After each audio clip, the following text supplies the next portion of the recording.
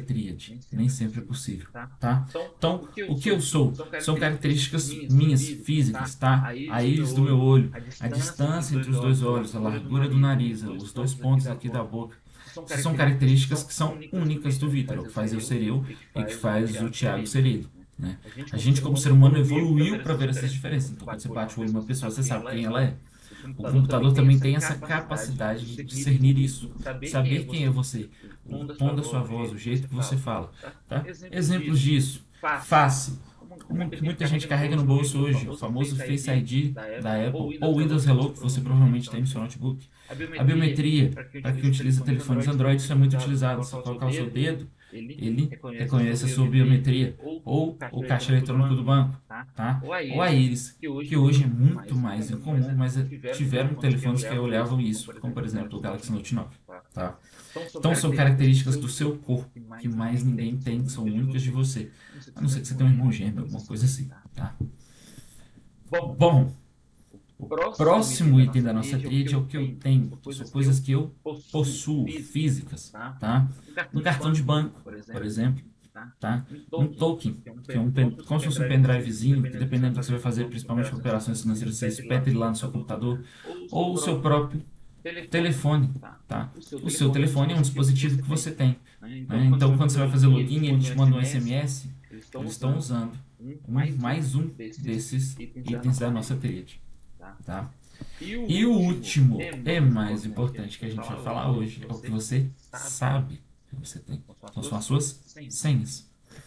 Percebam que sempre que você vai fazer autenticação, pelo menos em sistemas mais sérios, desculpa, esse sistema ele utiliza mais de um desses itens. É a famosa autenticação em dois fatores. Então, o que eles estão fazendo é tirando aquela carga, né, aquela responsabilidade de fazer o login de só uma coisa que você sabe. Isso é transferível, né? Você fala a sua senha para outra pessoa, eles colocam pelo menos mais um item, que é o famoso dois fatores, né? Então, é o que você sabe, a sua senha, e o que você tem, o seu telefone para gerar um código de acesso no Google Authenticator, ou receber um simples SMS. Então, eles utilizam dois fatores de autenticação. Tá? É por isso que isso é usado e é extremamente recomendável. Se você é desenvolvedor, está fazendo algum aplicativo, alguma coisa, sempre utilize dois fatores. Show? Bom, hoje a gente vai focar no AdSense, que é o mais importante a gente entender como ela funciona, porque os outros a parada é meio óbvia, né? Se você tem a sua face, você tem a sua face. Se você tem o telefone, você vai receber o token. Se não tem, você não vai receber. Tem formas de burlar isso, mas a senha não de bicho pele. Tá? Porque o que é usado há anos é o que pode dar mais problema, porque ela é transferível. É um conhecimento que uma pessoa pode passar para outra. Então, para esse, os desenvolvedores deram mais atenção, tá? Raimundo, tudo bom, cara? Eu vou mutar o seu microfone só porque tá o ruído no fundo, beleza? Bom, gente, aqui eu tô falando para vocês a questão da autenticação em duas etapas e eu vou focar um pouquinho mais nela rapidinho antes da gente entrar em como funciona uma senha, tá? Autenticação em duas etapas, via de regra, é o pesadelo de qualquer hack. Tá? Isso é, com perdão da palavra, um verdadeiro pé no saco. Por quê? Eu consegui quebrar a hash da pessoa, eu peguei a senha dela, eu tive acesso à senha daquela pessoa, e aí o negócio vai lá e me pede um token de SMS. Como é que eu vou pegar isso? Hã? Fica muito mais difícil. Então, se vocês têm os seus aplicativos, os seus sistemas, sempre ativem a autenticação em dois fatores. Isso 90% das vezes vai resolver muito problema de pessoa sendo hackeada à toa aí. Tá? Então sempre ativem esse negócio, isso ajuda muito. Vitor, tem como você burlar a autenticação em dois fatores, eu como hacker, como pentester, com autorização? Tem. Tem maneiras e N maneiras, tá? Você pode atacar essa informação de três formas. A primeira forma é que você consegue hackear uma autenticação em dois fatores, é na onde ela é gerada. Então, se eles usam o que a gente chama de seed, que é o algoritmo aleatório que escolhe aqueles números ali. Se ele for previsível, você consegue, às vezes, deduzir qual vai ser o código de autenticação daquela pessoa. Tá?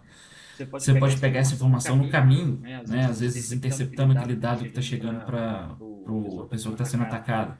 Então, porque você tem uma proxy instalada no sistema de rede daquele cara, ou porque você literalmente implementou uma antena de rádio no meio do caminho, uma repetidora de telefone celular, e você consegue interceptar todos os dados que estão passando por telefone, tá? Ou você pode pegar esse dado na ponta, ou porque você está enganando essa pessoa para ela te entregar o dado de acesso dela ali, o token, que é o mais comum de ser feito, é a famosa engenharia social, ou porque você hackeou o telefone da pessoa e você conseguiu pegar também o token ali nas mensagens dele. Então, maneiras existem. Tá? A mais simples e mais usada é a engenharia social, que é o quê? Você enganar a pessoa de alguma forma para ela te passar esse número. Fechou? Exemplo muito famoso disso, que era uma vulnerabilidade que a gente sabia que existia há anos no sistema de telefonia brasileiro e ninguém nunca se deu o trabalho de olhar até que hackearam o Telegram do juiz Sérgio Moro. Não sei se vocês lembram dessa história. Vocês lembram que teve uma época aí que hackearam o telefone o Telegram desse cara e tiveram acesso das mensagens dele? Isso funcionava no WhatsApp também, tá? Naquela época era muito mais comum de se tomar o WhatsApp das pessoas do que hoje em dia. O que foi feito? Antigamente, se você ligasse para o seu próprio número de telefone, então você digitava o seu próprio número e ligava, ou seja, você ligando para você mesmo, o sistema te jogava para sua caixa postal e você conseguia ouvir os seus recados que você tinha na caixa postal sem senha, né? Que hoje a caixa postal, embora seja muito pouco usada no Brasil, ela precisa de uma senha para você escutar ali as suas mensagens, tá? O que que os caras fizeram? Que era genial que embolou esse truque na época. Eles colocaram o telefone do juiz, por exemplo, para fazer login, né, em outro telefone, outro aplicativo. E aí o Telegram pediu o código de acesso para transferir todas as mensagens para aquele novo telefone, né, como o WhatsApp também faz. O que eles fizeram foi o seguinte: o Telegram tinha uma opção de você pedir para te ligar falando do código de acesso, ao invés de você receber ele via SMS, tá? Por quê? Porque tem pessoas que às vezes têm algum tipo de deficiência física, é mais difícil de ler, então eles usam isso, tá? Isso existe até hoje. A hora que o Telegram ia ligar para o Sérgio Moro, por exemplo, para passar o código de acesso, eles ligavam para o telefone do cara junto. E aí essa chamada que falava, né, era um robozinho que falava a senha da pessoa, ia para a caixa postal. Esse robozinho não era inteligente o suficiente para diferenciar. Ele falava o código na caixa postal da mesma forma e desligava sozinho. Depois que esse código estava na caixa postal, a pessoa que estava ali não tinha noção que isso estava acontecendo, né, o dono do telefone, um juiz, por exemplo. E o que eles faziam era usar alguns aplicativos que existem, tá, alguns serviços que você consegue ligar para as pessoas pela internet. E alguns permitem que você use o telefone celular que você digitar ali, e não um telefone gerado pelo sistema. Então eles colocavam o mesmo número da pessoa de novo para aquele telefone, ligavam para ele mesmo. O sistema das operadoras não era inteligente o suficiente para ver que tinha essa diferença, que a chamada não vinha do mesmo telefone. E ele falava todas as mensagens que estavam na caixa postal. Nessa aí, a pessoa tinha acesso ao código e conseguia tomar o Telegram da pessoa, tá? Então, fica aí a curiosidade para vocês verem que a pessoa ser um hacker nunca foi sobre saber código, sobre saber ficar quebrando as coisas. É sobre ser curioso e tentar achar brechas no sistema. Aí o cara que fazia isso não tinha conhecimento de código nenhum, provavelmente só era um cara muito curioso que foi testando possibilidades até achar esse buraco no sistema de segurança das operadoras de telefone, tá? Bom, gente, quando a gente fala de senha, chegando agora para o conteúdo mais técnico da nossa aulinha aqui, quando a gente fala de senha, a gente tem que entender um conceito em comum, tá? Que ele é comum a todos. A sua face, ao seu cartão de crédito, a sua senha em si, que é a famosa hash criptográfica, tá? Não deixa o nome te assustar, é uma coisa muito mais simples do que parece, embora seja uma ciência que eu mesmo não domino. O que é isso, gente? O que é uma hash? Lembra que na aula anterior a gente falou de banco de dados? E eu falei para vocês que o banco de dados salvava os dados da pessoa, como por exemplo nome, CPF, telefone, senha, face daquela pessoa? Bom, isso nunca é salvo no que a gente chama de texto plano, ou nunca deveria ser, tá? O desenvolvedor que salva senha em texto plano no banco de dados, ou ele é muito inexperiente, ou ele é maluco, tá? Por quê? Quando você salva lá o banco de dados, imagina que o banco de dados ele é como se fosse uma planilha do Excel. Tá? E tem as coluninhas lá. Nome, idade, CPF, vários dados. Uma dessas colunas é a senha mesmo, password. Só que em vez de você digitar lá nessa planilha do Excel, Victor 123, isso fica salvo de outra forma. Tá? Por que a gente não salva isso em texto plano, ou seja, em texto normal que a gente consegue bater o olho e ler? Porque se aquele banco de dados for vazado, né, as informações que estão contidas ali forem hackeadas e alguém expor isso para a internet, o que acontece todo dia, toda hora, essas senhas elas não vão estar ali acessíveis para o cara bater o olho e ver o que é. Tá? Elas vão estar de uma forma que a gente chama de criptografadas. Então, para isso, é usada essa coisinha que movimenta o mundo, que é a famosa hash. O que é isso, gente? O que é uma hash? Uma hash é uma fórmula matemática, tá? Que você coloca um dado na entrada dela, né? E ela te devolve um resultado que é aquele dado extremamente embaralhado, de uma maneira que a gente não consegue reverter aquele dado. O que isso quer dizer? Você sempre consegue transformar um texto em uma hash. Mas uma hash é matematicamente impossível de ser feito o caminho contrário, de transformar uma hash de volta na senha. Então, você consegue embaralhar aquele dado, mas você nunca, jamais consegue desembaralhar ele, tá? Utilizando a mesma fórmula ou outra fórmula matemática. É para isso que serve a famosa hash. Vitor, mas para que serve isso então? Imagina, gente, que você foi lá no banco de dados e foi lá no seu sistema, criou o seu usuário e ele criou a hash. Então aquela hash ficou salva lá no banco. Como é que eu vou fazer login? Como é que o sistema vai saber que eu digitei a senha correta na hora que eu digitei lá o meu login se a minha senha nunca pode ser convertida para o caminho contrário? Não, mas eu posso pegar aquela senha que você digitou, passar pela mesma fórmula matemática e o resultado tem que ser idêntico, tá? É isso que é a chamada hash criptográfica, tá? A coisa complica um pouquinho, tá? Eu vou mostrar para vocês. Porque, além da hash, a gente tem um conceito que vocês precisam só entender que ele existe agora, porque se alguém falar essa palavra com vocês, vocês vão saber que ele existe. Não necessariamente vocês vão precisar explicar como isso funciona, que é uma coisinha chamada seed, ou semente em inglês. Tá? O que é a seed? É um outro númerozinho que você coloca junto ali da senha da pessoa na hora de você gerar essa hash. E aí você vai mudando essas seeds de vez em quando, tá?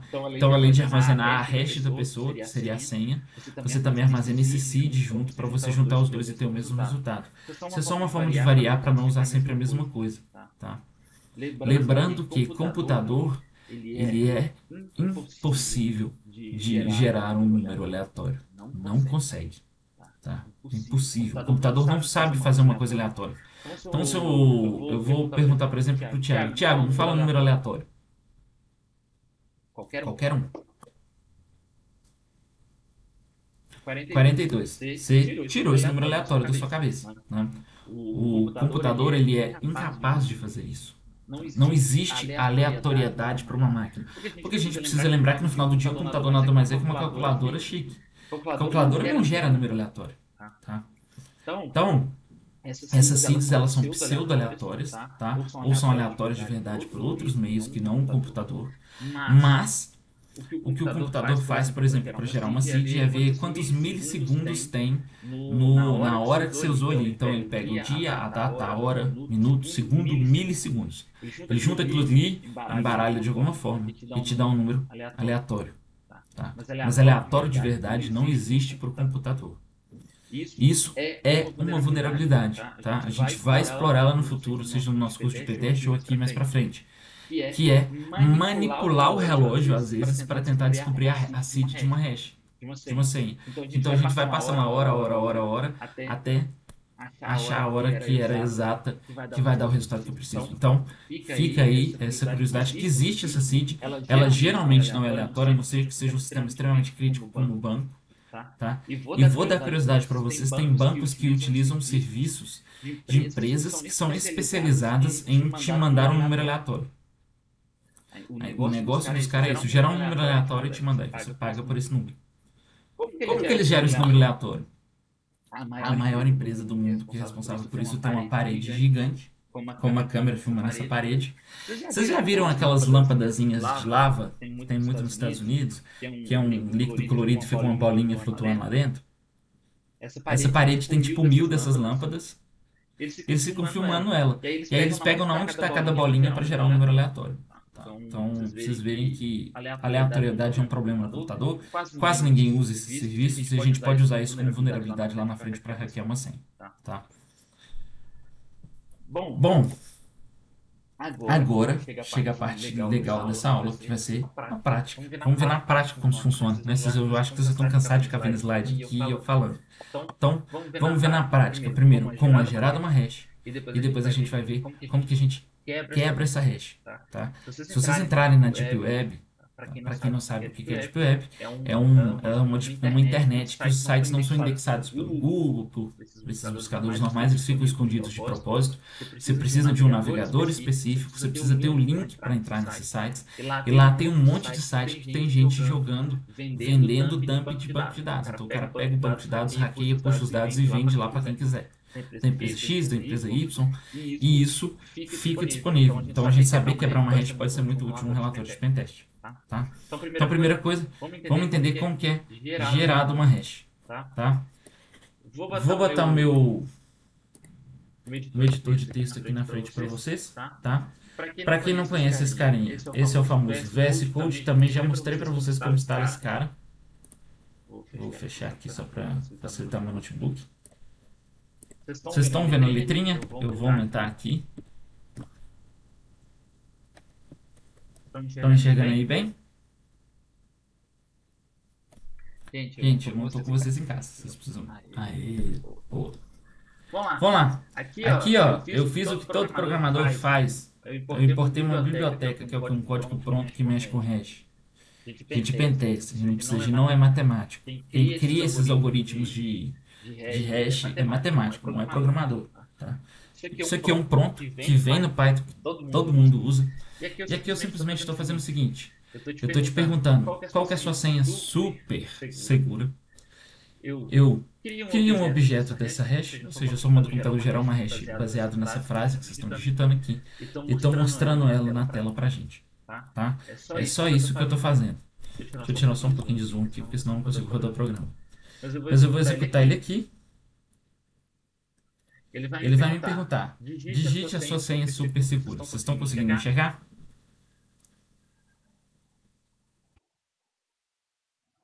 Boa. Guilherme, aproveitando que você já falou aí, me fala uma senha super segura. Não me fala sua senha de verdade, não, tá? Pelo amor de Deus. Fala uma senha aí.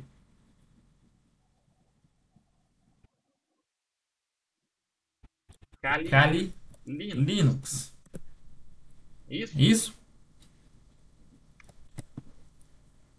Percebam que ele mostrou aqui embaixo na tela para mim hash e um monte de número e letra embaralhada. E que ela é muito maior do que a senha que a gente digitou. Essa é a hash criptográfica da senha Kali Linux. Então, isso aqui é o que vai ficar salvo lá no banco de dados da pessoa quando você hackear ele. Vocês não vão ver Kali Linux escrito lá de todo tamanho. Vocês vão ver escrito 3A, 4A, F, para um monte de letra e número.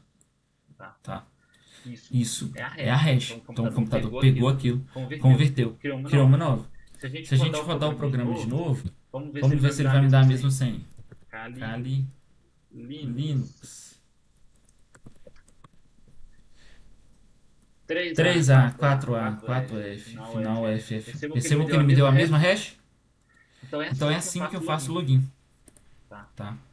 É assim que a gente autentica um usuário. Eu vou pegar a senha que a pessoa digitou, vou criar a hash dela e vou salvar lá no meu banco de dados. Tá? Quando essa pessoa for tentar fazer login, eu vou pegar essa senha, passar no mesmo algoritmo. Vou pegar o resultado e vou comparar um com o outro. Se eles forem iguais é porque a senha está certa.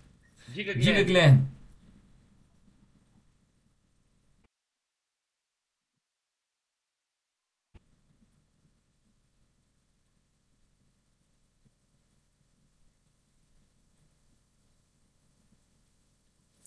Eu mando isso para vocês.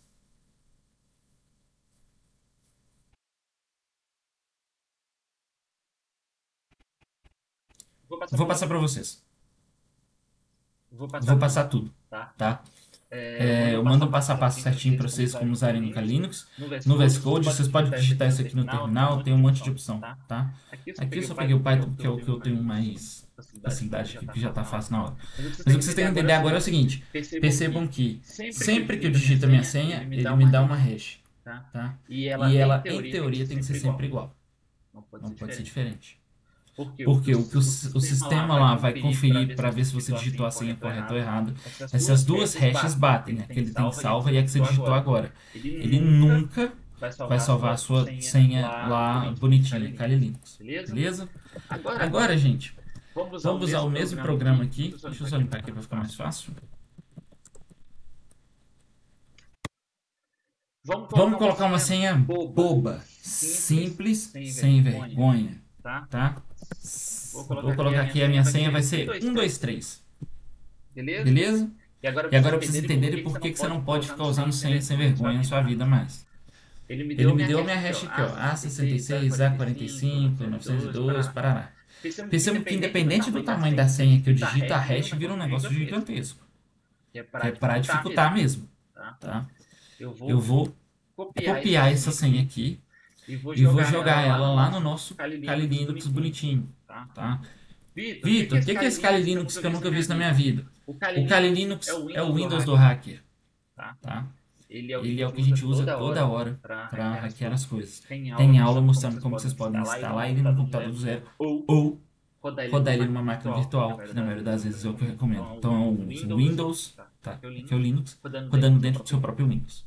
O que eu vou fazer, gente? Eu vou digitar echo, símbolo de mais. Primeiro eu vou colocar a hash que eu gerei aqui, né? Tá aqui, echo. A hash que a gente criou ali agora, símbolozinho de maior que, hash.txt. O que eu tô falando pro computador fazer aqui, gente? Deixa eu dar zoom que vocês não estão enxergando que eu tô ligado. Ixi, acho que no Linux não dá. Vocês estão conseguindo enxergar? É porque aqui eu não consigo aumentar a letra, ele não deixa. Eu consigo. Aí, ó. Agora sim. Estão conseguindo enxergar?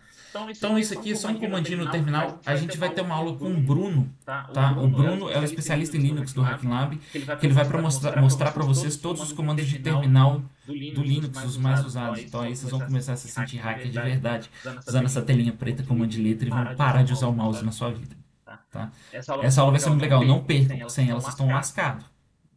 De coração, tá? E eu nunca vi ninguém dando essa aula. É uma aula que é extremamente útil, que quase ninguém fornece. Então, assistam essa aula.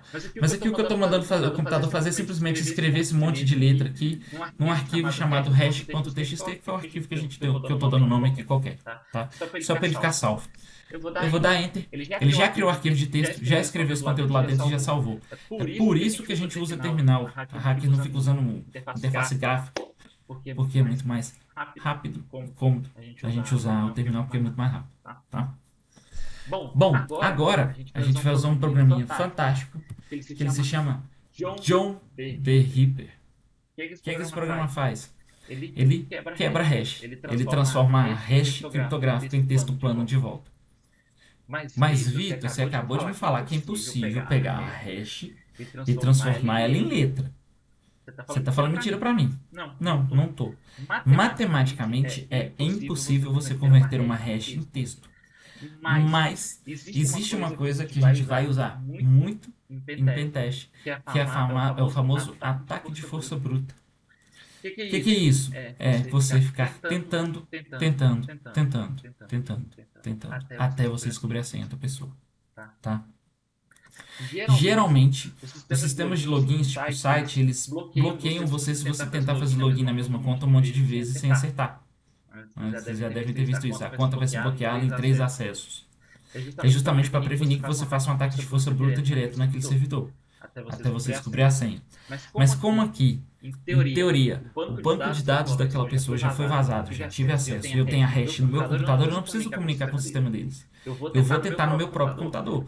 Então, o que o John the Ripper faz é o seguinte: ele pega um arquivo de texto com um zilhão de possíveis senhas de combinações de letras e palavras possíveis. Ele vai tentando uma por uma. Ele pega aquela senha, gera uma hash, vê se a hash é igual a que você colocou. Não é. Ele passa para a próxima, e para a próxima, para a próxima, para a próxima, até ele descobrir. Se a sua senha é uma senha ridícula, ela vai ser quebrada muito rápido, tá? Uma senha hoje com 8 caracteres num computador decente, o John the Ripper vai levar em média ali 8 minutos para quebrar essa senha, tá? Mais ou menos 1 minuto ali para cada caractere. Beleza? Uma senha com 13 caracteres e caracteres especiais, ele vai levar mais ou menos 3.000 anos. Ou seja, impossível. Por isso que a gente usa uma senha segura. Por isso que toda vez que você vai fazer o cadastro, fica aquele saco lá. Precisa ter um caractere especial, precisa ter uma letra maiúscula, precisa disso, precisa daquilo. Os números não podem ser sequência. Para evitar que um cara tenha acesso a essa sua hash e quebre a sua senha em 8 minutos. Por isso, tá? E eu vou mostrar para vocês na prática a dificuldade que é. Então, aqui, só para vocês que forem acompanhar em casa na hora que receberem os comandinhos, entender o que que a gente está fazendo e não só repetir, eu estou falando John, que é o nome do programa, mandando ele executar esse programa de terminal. Eu tenho essa flag aqui, menos format, ra, SHA-256. O que que é isso? Lembra que eu falei que a hash é uma fórmula matemática? Existem várias fórmulas matemáticas que geram hashes. E o programador pode usar o que ele quiser. Tem umas que são mais seguras, outras que são menos seguras. Tá? A SHA-256 é um ali meio termo. Tá? E existem outras, como MD5 e etc. Então aqui a gente está só falando para o John the Ripper qual que é o formato da hash que a gente está usando, para ele não precisar ficar tentando todas. A gente já sabe qual que é. Tá? E com o tempo, quando a gente bate o olho numa hash, a gente já sabe qual que é o tipo dela, só de ler aqui a forma que está organizada esses números, a gente consegue saber. Tá? Então, na prática, vocês vão ter isso rápido. O John the Ripper tem lá um mecanismo que ele tenta descobrir sozinho automático, mas não funciona muito bem. O segundo parâmetro, ou seja, a segunda informação que eu estou passando para o meu programa que a gente vai executar é esse aqui, o word list. E um caminho, ou seja, um endereço onde esse arquivo está salvo no meu computador. Igual se você tivesse no Windows, o seu nome de usuário, barra documentos, barra XYZ, o Linux também tem isso. E aqui eu estou passando onde está um arquivo que chama-se rocku.txt. Esse rocku é um arquivo de texto, que essa word list, aquele arquivo que eu falei com vocês que tem lá um zilhão de combinações de letras diferentes, de senhas diferentes, que o pessoal vai jogando senha lá dentro toda hora que eles pensam numa nova que não tem, eles vão adicionando nesse arquivo de texto, por isso que ele é gigante. Tá? E ele já vem instalado no Kali Linux por padrão para a gente usar. Então eu estou falando para ele procurar ali nesse arquivo. E por último, eu estou passando para o nosso programa o arquivo de texto que a gente criou com a nossa hash. Tá? Então é isso aqui. Então os parâmetros que eu estou passando para ele, estou chamando o programa, falando qual que é o tipo da hash que a gente está usando, o algoritmo. Estou passando um arquivo de texto que tem lá as milhões de possíveis senhas para a gente procurar. E estou passando um arquivo de texto com a hash que ele tem que procurar. Beleza? Eu vou dar OK aqui no meu programa. Ele me falou que ele me deu um erro aqui. Não passou excelente do crack. Beleza, ele não conseguiu achar o nosso arquivo. Então, vamos salvar em outra coisa aqui. HackLab. Por que ele deu esse erro? Provavelmente porque eu já tinha quebrado essa senha. Tá? Então, vou salvar a mesma hash. E vou mandar o John the Ripper rodar nela. Hacking Lab. Vamos passou de hash. Tá vendo aqui ao vivo. Vamos descobrir por que ele não foi.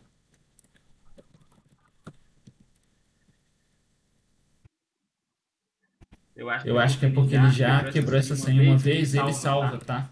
Então vamos rodar o nosso programa aqui, vamos criar uma hash nova. Esses aí que a coisa ao vivo é diferente, tá? E na vida real é assim mesmo. Vou criar uma hash nova aqui pra gente hackear ela. Me fala uma senha imbecil aí, gente.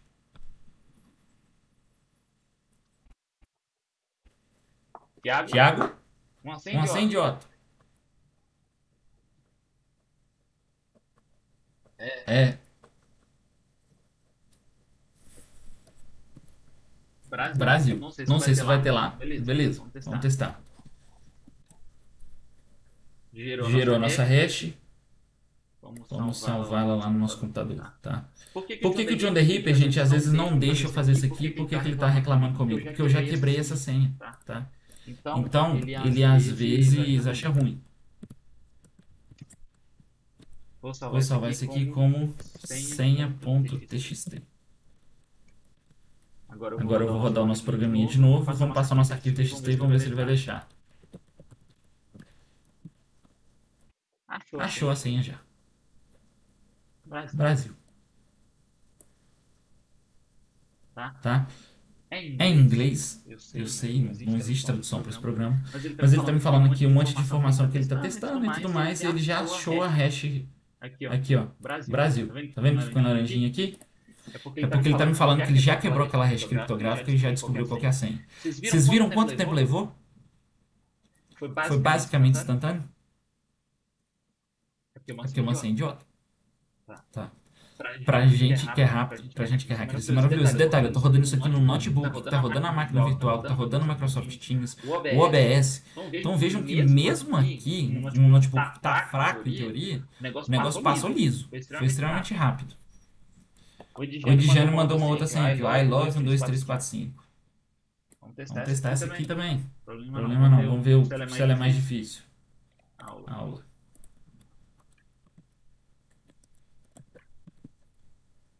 Vou copiar ela aqui. Percebam que cada senha, embora mude pouca coisa, o texto delas fica totalmente diferente, né? Por isso que a hash funciona. Um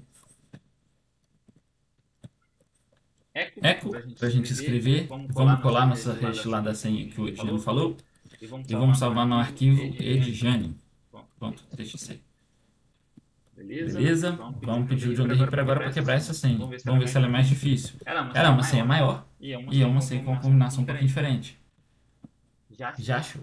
I love 1, 2, 3, 4, 5. Mandaram uma senha muito mais complexa aqui, ó. Brasil, arroba 2025, 06-PR. O Luiz. Vamos testar essa senha dele. Vai demorar muito mais se é que ele vai conseguir. Tá? Vamos colar a senha que ele falou aqui.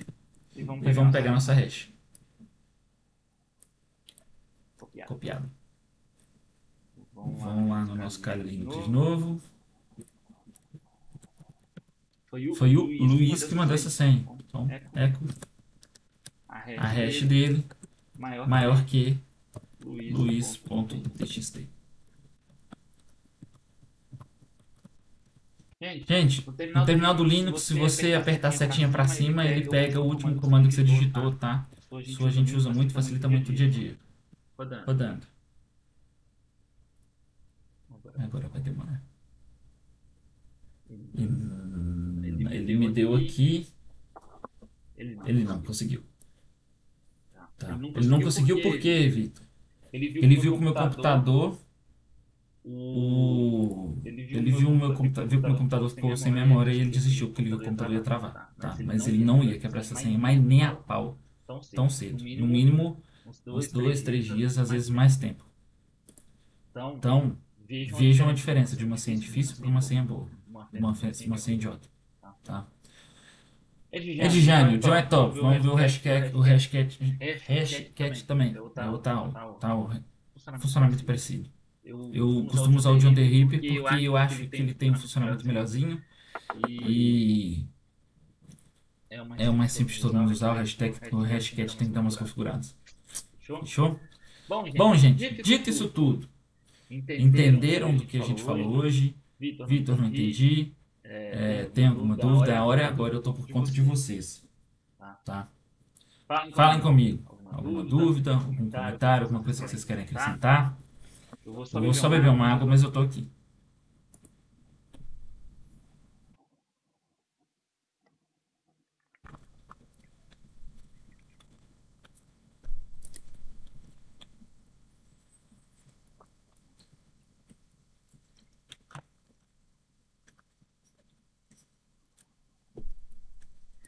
Invadiram o banco de dados do cara. Não tem outro jeito. Ou vocês já ouviram falar aí de vez em quando sai as notícias? Vazamento de dados da empresa tal, vazamento de dados da empresa tal. Geralmente tem muito serviço que vaza os dados das pessoas, tá? Tipo, tem gente que vive disso, invade banco de dados, dá o dump, que a gente fala, baixa o banco de dados inteiro e vende na internet, na Deep Web. Então, eu já fiz esse pentest. Comprei o pacote lá da empresa e quebrei a hash. Minha ideia não é hackear. Então, funciona. Ser hacker é você alcançar o que você precisa. Não necessariamente você mostrar que você é o melhor programador do mundo. Tem uns sitezinhos que é muito bom. Tá? Eu vou dar um exemplo para vocês aqui. Vou mandar o link no chat também para todo mundo. Que é o Have I Been Pwned. Esse site, gente, eu vou só parar a gravação aqui, porque como aqui vai começar